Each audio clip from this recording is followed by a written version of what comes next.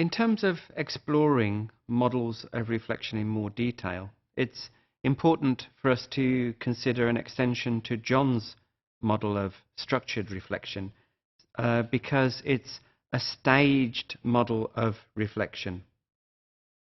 And in this light, it's very, very popular with reflective practitioners.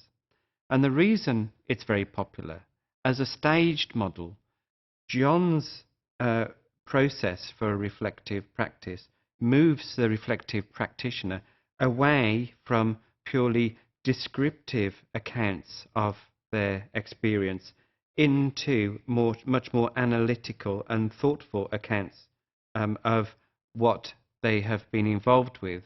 And it focuses, therefore, on the individual reflective practitioners' learning and their plans for action. And as we've seen before, there are certain stages, 5 stages of John's model of reflection. Stage 1 takes the reflective practitioner into a descriptive account of the event or the experience. And the reflective practitioner at this point can consider certain questions. What happened in the experience? Who was involved? Who else played a part in that experience? Whatever is helping the individual teacher get a clear understanding of what happened and who was involved. Stage 2 is where the reflective practitioner is thinking and feeling about the event or experience and their response to that. And questions, as we've seen before, would be the reflective practitioner identifying significant aspects of the experience and their response, their feeling about that particular experience.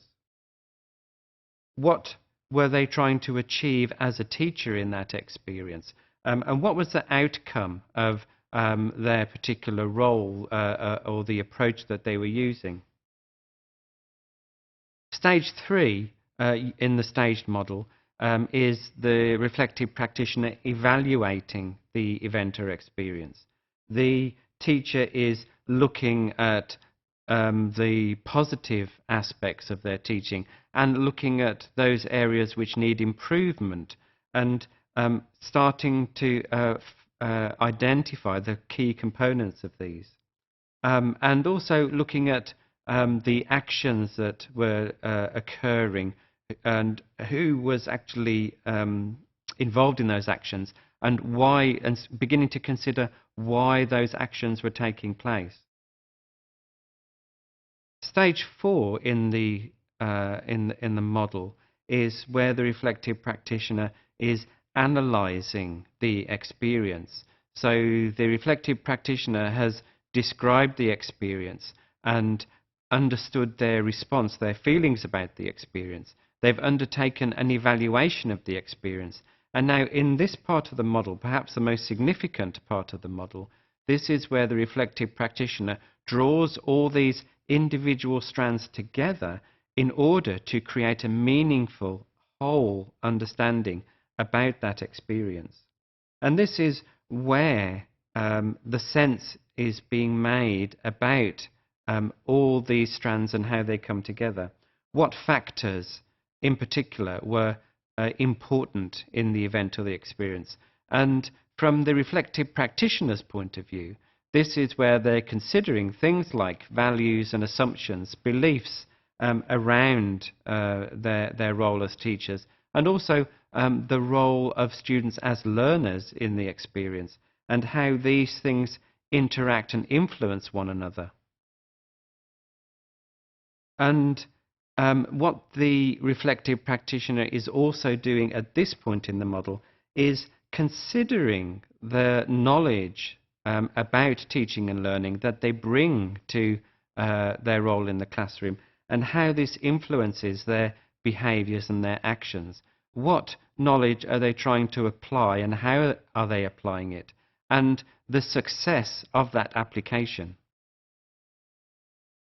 How did others feel about what happened in the classroom is another part of the analysis process for the individual teacher.